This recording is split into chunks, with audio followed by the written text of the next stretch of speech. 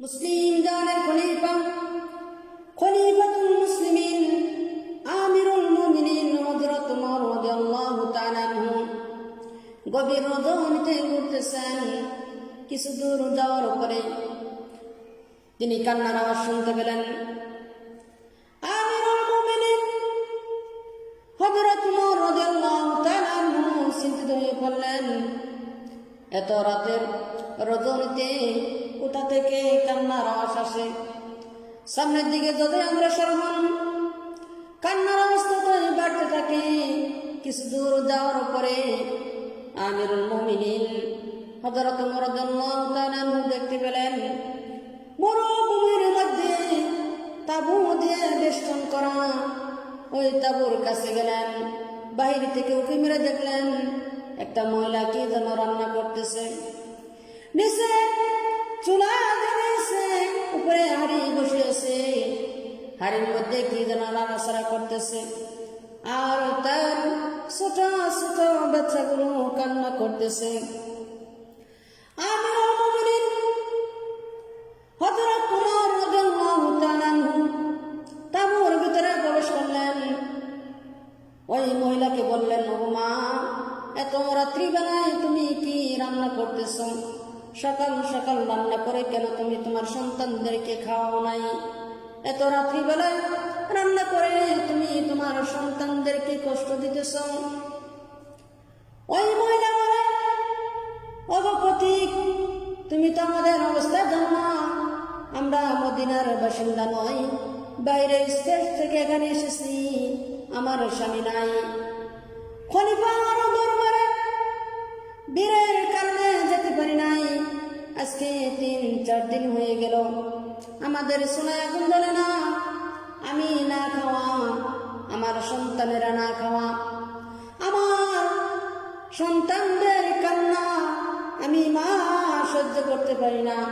তাদেরকে সান্ত্বনা দেওয়ার জন্য নিচে সোনা জ্বালিয়ে হাড়ির মধ্যে পানি দিয়ে ছোট ছোট পাথরের টুকরা দিয়ে নাড়াচাড়া করতেছি আর বলতেছি, গোস্ত রান্না হচ্ছে, একটু পরে তোমাদেরকে খেতে দিব। এই বলে সান্ত্বনা দিতেছি তাদেরকে ঘুম পাড়ানোর জন্য। কিন্তু আমার সন্তানদের পেটের মধ্যে এতই ক্ষুধার যন্ত্রণা আছে, কিছুতেই তাদের ঘুম আসে না।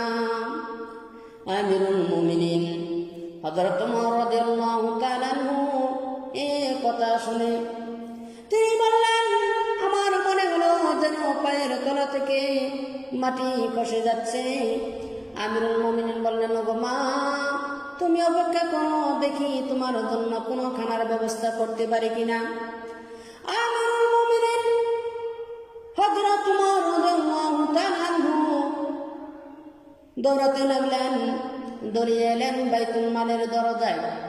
বাইতুল মালের কাছে এসে হযরত আসলামাকে ডেকে বললেন, ও আসলামা, জলদি করে বাইতুল মালের দরজা খুলো, বাইতুল মালের দরজা খুলো। বাইতুল মালের দরজা খোলা হলো, বস্তা বাহির করা হলো।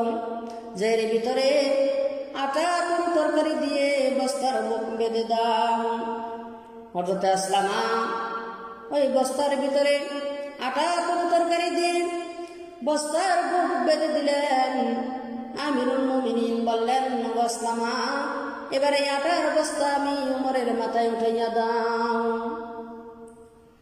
হযরত আসলামা বললেন, ও আমিরুল মুমিনিন, বস্তা বহন করার জন্য তো খাদেম আমি আছি, আমি থাকতে আপনি কেন কষ্ট করবেন?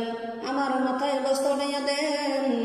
আমিরুল মুমিনিন বললেন, ও আসলামা, বিলম্ব করো না।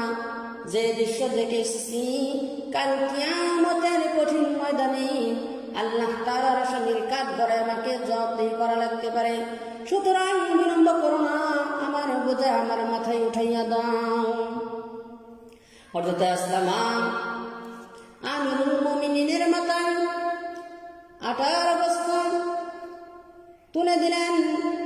আমিরুল মুমিনিন আটার বস্তা মাথায় নিয়ে সামনের দিকে অগ্রসর হতে লাগলেন, দৌড়াতে লাগলেন। হযরত আসলামা বললেন, আমি আমিরুল মুমিনিন পিছন দিকে যেতে লাগলাম।